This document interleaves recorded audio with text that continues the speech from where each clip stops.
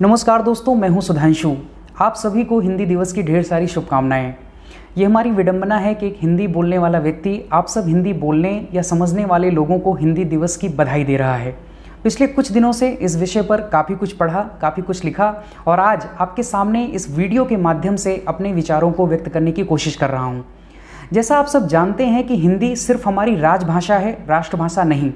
आधिकारिक तौर पर आज भी हमारे देश की कोई राष्ट्रभाषा नहीं है, यानी हमारे संविधान में राष्ट्रभाषा का कोई उल्लेख नहीं है। आपके मन में भी ये प्रश्न उठता होगा कि आज़ादी के इतने वर्ष बीत जाने के बाद भी भारत जैसे महान देश की आज तक कोई राष्ट्रभाषा क्यों नहीं है? आखिर क्या वजह रही? हमारे देश की कोई राष्ट्रभाषा ना होने की देश को क्या कीमत चुकानी पड़ रही है? हमारे देश को राष्ट्रभाषा की नितांत आवश्यकता क्यों है? राजभाषा और राष्ट्रभाषा में क्या अंतर है? क्या हिंदी में एक क्षमता है कि वो भारत जैसे देश की राष्ट्रभाषा बनने की ताकत रखती है? हिंदी को राष्ट्रभाषा बनाए जाने के संदर्भ में महापुरुषों के क्या विचार थे और आखिर में हम हिंदी दिवस क्यों मनाते हैं? ऐसे बहुत सारे प्रश्न हैं जो इस चर्चा में आपके समक्ष आएंगे और उन सारे प्रश्नों का उत्तर देने की कोशिश मैंने इस वीडियो के माध्यम से की है। तो चलिए शुरू करते हैं आज का वीडियो।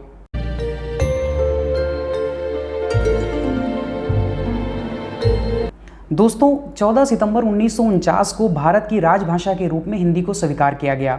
भारत के संविधान के अनुच्छेद 343 में ये उल्लेखित किया गया कि संघ की राजभाषा हिंदी और लिपि देवनागरी होगी।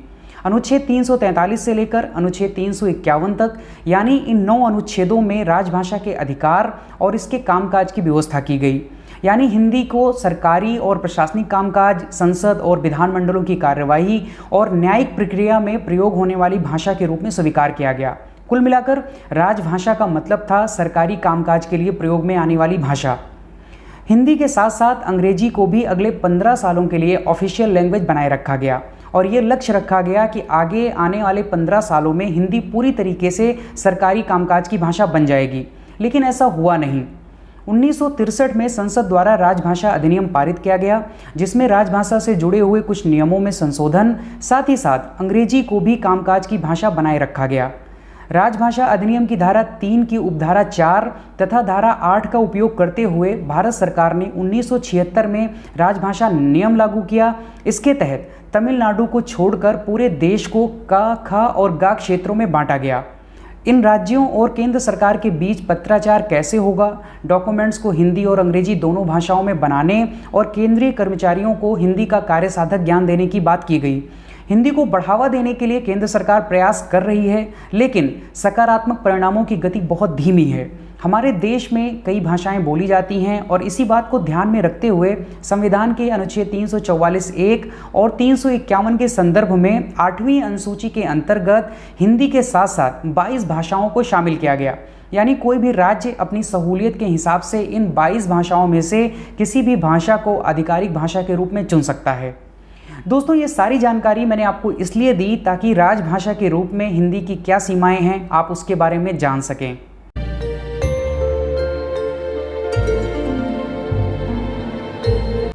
महात्मा गांधी के अनुसार बिना राष्ट्रभाषा के राष्ट्र गूंगा है।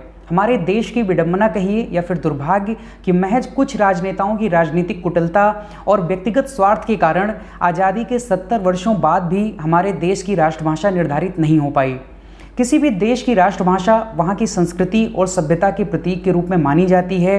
वो भाषा जो पूरे देश को एक सूत्र में पिरो सके, वो भाषा जिसकी मदद से देश की सामाजिक और सांस्कृतिक एकता को बल मिले, वो भाषा जो पूरे राष्ट्र में ज़्यादा से ज़्यादा लोगों द्वारा बोली जाती है और समझी जाती है, वास्तव में वही भाषा किसी देश की राष्ट्रभाषा हो सकती है। राष्ट्रभाषा राष्ट्र की एकता, अखंडता तथा विकास में महत्वपूर्ण भूमिका निभाती है। धार्मिक और सांस्कृतिक एकता बढ़ाने में राष्ट्रभाषा एक माध्यम की तरह होती है और इसीलिए देश में बोली जाने वाली कई भाषाओं में से एक भाषा को राष्ट्रभाषा का गौरव प्राप्त होता है। संपूर्ण देश में ये संपर्क भाषा व्यवहार में लाई जाती है। राष्ट्रभाषा संपूर्ण देश में भावनात्मक एवं सांस्कृतिक एकता स्थापित करने का काम करती है। राष्ट्रभाषा एक ऐसी भाषा होनी चाहिए जिसकी मदद से आप अपने विचारों को पूरे देश में पहुंचा सकें। इसलिए किसी भी देश की राष्ट्रभाषा उसे ही बनाया जाता है जो देश में व्यापक रूप से फैली होती है। इसी वजह से महात्मा गांधी से लेकर रविंद्रनाथ टैगोर तक, दयानंद सरस्वती से लेकर बाल गंगाधर तिलक तक, चक्रवर्ती राजगोपालाचारी से लेकर सरदार पटेल तक सब ने एक सुर में इस बात का समर्थन किया कि हिंदी ही भारत की राष्ट्रभाषा हो सकती है। और आश्चर्य की बात यह है कि इन सारे महापुरुषों ने, जिन्होंने हिंदी को राष्ट्रभाषा बनाए जाने का आग्रह किया या बनाए जाने का समर्थन किया, उनमें से किसी की भी मातृभाषा हिंदी नहीं थी।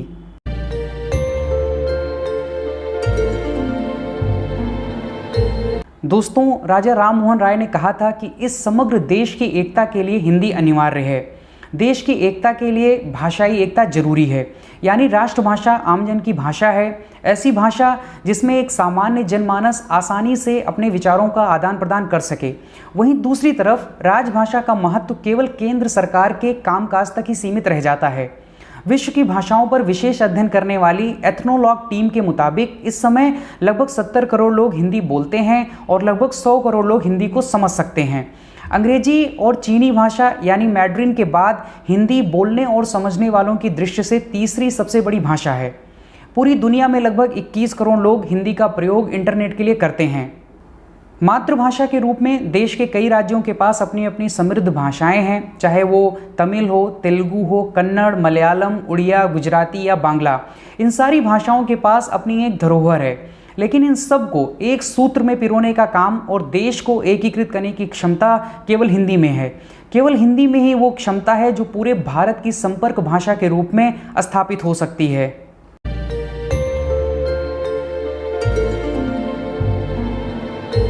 दोस्तों, ये प्रश्न बहुत साधारण है कि क्या हिंदी को राष्ट्रभाषा बनाया जा सकता है। बिना किसी पूर्वाग्रह से अगर आप सोचेंगे तो इसका उत्तर आपको मिल जाएगा। हिंदी हमेशा से देश के आमजन की भाषा रही है, जो कि राष्ट्रभाषा के लिए एक आवश्यक गुण है। स्वाधीनता आंदोलन के दौर में राष्ट्रीय चेतना जगाने के लिए जिस भाषा का बड़े पैमाने पर उपयोग हुआ, वो भाषा हिंदी थी।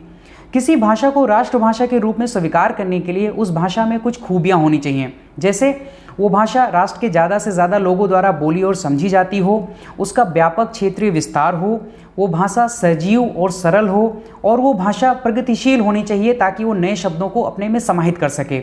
और हिंदी में ये सारे गुण विद्यमान हैं। हिंदी उन भाषाओं में से है जिस माध्यम से अनेक समाज सुधारकों, संतों, शिक्षाविदों और साहित्यकारों ने अपने विचारों और सिद्धांतों को पूरे भारत में पहुंचाया। भारतीय साहित्य और संस्कृति को हिंदी ने एक सहज जीवंतता प्रदान की।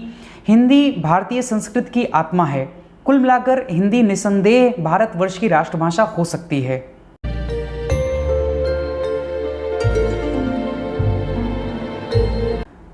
दोस्तों, हिंदी को राष्ट्रभाषा बनाने का बिल्कुल भी मतलब नहीं है कि भारत में पहले से मौजूद क्षेत्रीय भाषाओं को प्राथमिकता ही ना दी जाए। वास्तव में हिंदी का किसी क्षेत्रीय भाषा से कोई संघर्ष ही नहीं है। अगर हिंदी को राष्ट्रभाषा का दर्जा मिल जाएगा तो इससे अन्य भाषाओं की उपेक्षा या अवमानना नहीं होगी। अगर महात्मा गांधी को देश राष्ट्रपिता के रूप में सम्मान देता है तो इसका ये मतलब नहीं है कि हम सरदार पटेल और सुभाष चंद्र बोस को कम आदर देते हैं या देश की आज़ादी में उनका कम योगदान है। अगर राष्ट्रीय पक्षी मोर है तो इसका कतई मतलब नहीं है कि और जीवों के प्रति हम संजीदा नहीं हैं। हमारा राष्ट्रीय पशु बाघ है तो भी हम गाय को सम्मान देते हैं। राष्ट्रीय फूल कमल है तो भी दूसरे फूलों की महत्ता कम नहीं हो जाती। ऐसे बहुत से उदाहरण हमारे पास हैं, लेकिन कुछ नेताओं के व्यक्तिगत और राजनीतिक लाभ की वजह से हिंदी को राष्ट्रभाषा ना बनाना हमारे महापुरुषों की इच्छा का अपमान है। किसी विदेशी भाषा का किसी स्वतंत्र राष्ट्र के राजकाज और शिक्षा की भाषा होना कहीं ना कहीं सांस्कृतिक दास्ता को दर्शाता है। वैश्वीकरण के दौर में अंग्रेजी जानना और सीखना आवश्यक है, लेकिन उस पर नितांत निर्भरता नहीं होनी चाहिए। चीन एक आदर्श उदाहरण के रूप में हमारे सामने है, जिसने अपने देश के विकास के लिए किसी विदेशी भाषा का सहारा नहीं लिया। कुल मिलाकर हिंदी को लेकर जो विवाद पैदा किया गया है वो सिर्फ और सिर्फ एक कुटिल राजनीति का हिस्सा भर है।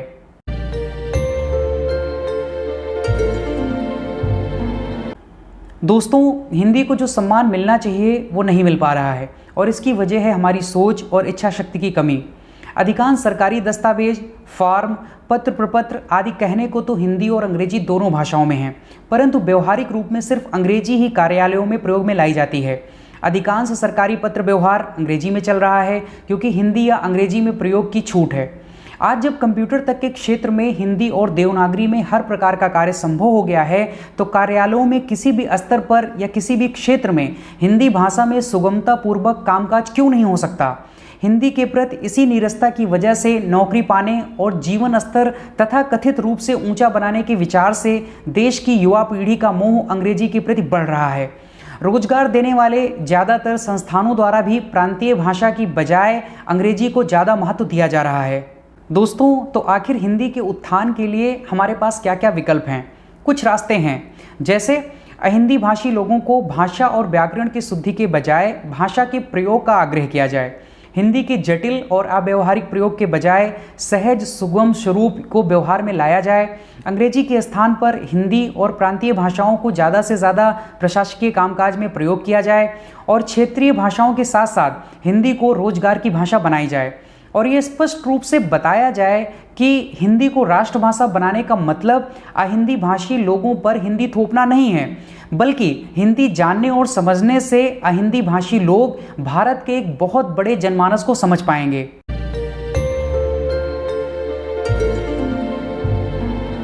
दोस्तों, हिंदी का व्यापक जनाधार होने की मुख्य वजह हिंदी भाषा की सरलता, सुगमता और अस्पष्टता है। हिंदी बहुत ही समृद्ध भाषा है। इसके पास एक बहुत बड़ा शब्द भंडार है। ये ऐसी भाषा है जिसमें कबीर का संदेश, बिहारी का चमत्कार, घनानंद की पीड़ा, पंत की प्रकृति, महादेवी का छायावाद, तुलसीदास का लोकमंगल, सूर्य का वात्सल्य, मीरा का पवित्र प्रेम, जायसी का खुमार, निराला की ओजस्विता, जयशंकर की ऐतिहासिकता, प्रेमचंद्र का यथार्थोन्मुख आदर्शवाद, दिनकर की विरासत और धूमिल का दर्द समाहित है। आप गर्व का अनुभव कीजिए कि आप ऐसी भाषा के वाहक हैं जिसके पास रचनाकारों की श्रेष्ठतम परंपरा है। साथियों, हिंदी दिवस मनाने का भाव वास्तव में अपनी जड़ों को सींचने का भाव है, राष्ट्रीयता से जुड़ने का भाव है और भाषा को अपनाने का भाव है। हिंदी दिवस पर आप सबका आह्वान, आइए हिंदी की प्रगति और उत्थान में साझीदार बने और हिंदी की उन्नति के लिए पूरी लगन से काम करें। आज के इस वीडियो में बस इतना ही। आशा करता हूँ ये वीडियो आपको पसंद आया होगा। इसे अपने दोस्तों के साथ शेयर करिए और प्लीज़ हमारे चैनल को सब्सक्राइब करिए। धन्यवाद।